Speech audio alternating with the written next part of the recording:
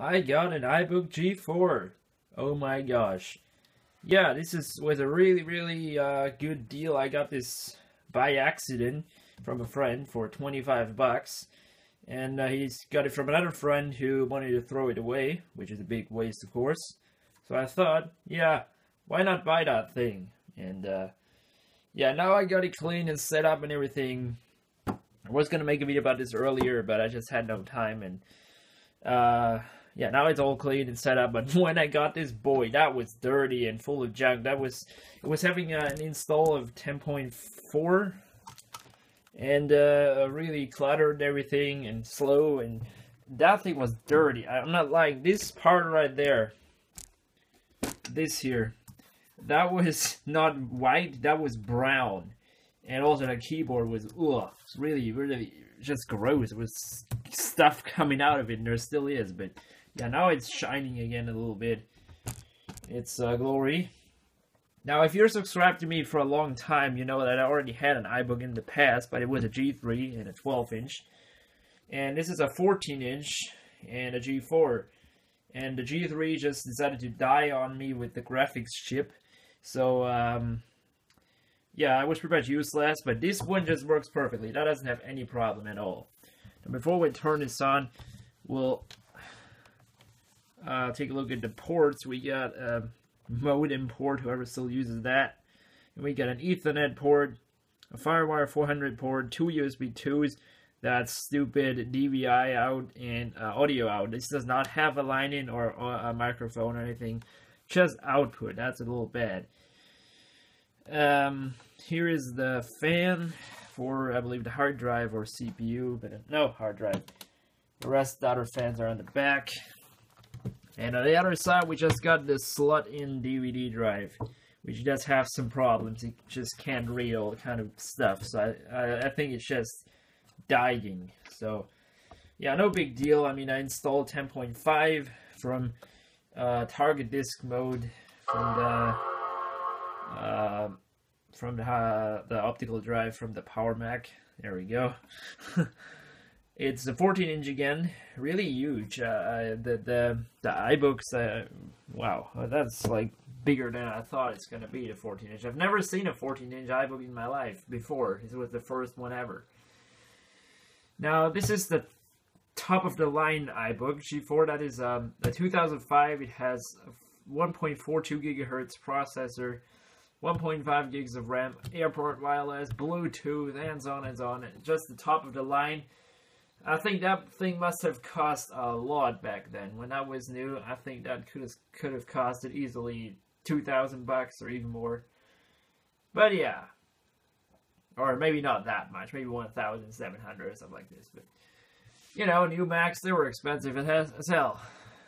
They still are, unfortunately. Well, now the only problem I have with this, or well, there are two problems. The first problem, that is a really bad problem, is it has a dead battery. Now, I first thought I killed that battery because I used a third-party power supply, which is providing 24 volts, and a battery on the iBook just says 14 volts, so that's good 10 volts more. But I also have a legitimate Apple power supply, and it's also 24 volts, and I used it with the PowerBook, and that battery in the PowerBook has 10 volts, so even less than this. And so I don't think that's the problem. Probably this battery just hasn't been charged up in years, and so it just died, and you know, that was it. You know, if you have an old laptop and you want to keep the battery working, you should charge it up periodically, you know, keep preventive from, you know, it's dead. But unfortunately, that is not the case here. Now, all I did, I just restored a really old backup of the PowerBook G4 Leopard install. That was like long ago because I didn't want to do all that, you know, updating crap again. So I just restored it from an old backup. That was long ago, but yeah, it seems to work fine. It was an obsolete version of Skype in LibreOffice and so on and so on. And the second problem I thought is gonna be really bad. It isn't so bad at all. It's missing that key here now.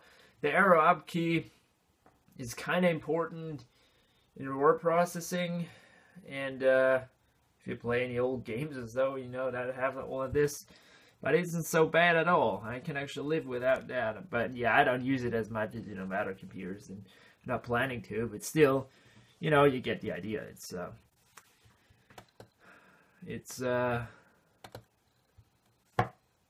kind of shit. Well, here we go.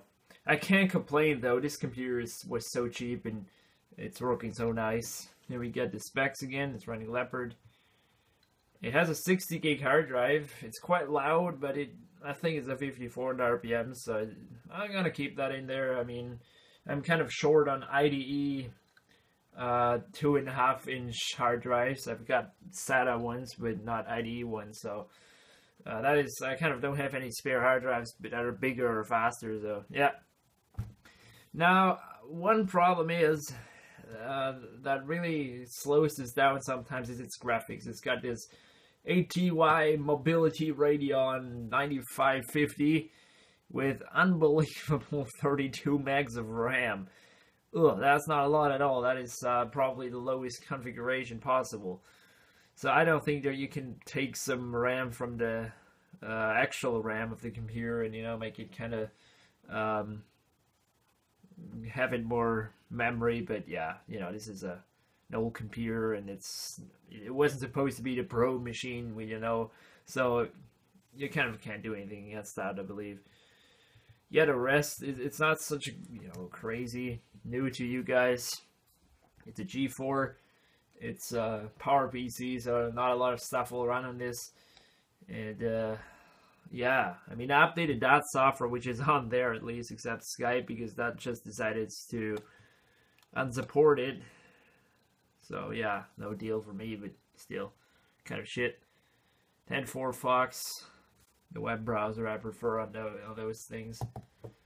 Even though it quite takes a lot of RAM, it's still kind of usable. But it takes ages to start up. You should just see right there, just like the other Firefox. They got something in common, So speakers on this thing don't sound as good as they are on the PowerBook, but they're still pretty damn good for laptop speakers.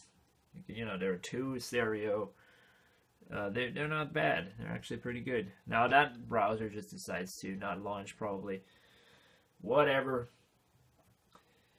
A clean install might have been a better idea, but you know what? It's just so much work, always installing, updating a couple of hours until it's installed, and then installing all the programs and looking for the programs that still run on these and so on. So I just decided, well, you know what, screw that. I gotta take that backup, so. Yeah, I'm glad I actually saved these things, because I actually thought not a long time ago, why do I have still that backups from that PowerBook? I wouldn't need that in any kind of computer anymore, so. But yeah, there we go. That was kind of unexpected. Yeah, that browser crashed. Great example there. And also Skype crashed. How awesome is that? That computer really doesn't want it anymore, kind of. Whatever. Now, again, for 25 bucks, you can get way less good stuff. And that couple of problems that I have, the not working DVD drive, I don't use so much DVDs anymore, and why would I actually exactly use it on that one in particular? Why? So that arrow up key isn't so bad as I thought it's gonna be, and the graphics, I kind of have to deal with that. But in general, that computer can still be useful for some stuff. Word processing might not be the best example in that case because of this. I mean, at least I use that a lot. But the computer is not bad. I will definitely try Linux on here and see if I can get some stuff working, and if it is faster than it is at a PowerBook, because it has that 512 megs RAM more. Yeah, so I hope you like it. I think it's cool. It's not got that stupid problem like the other one has. And yeah, I'll see you guys in the next video.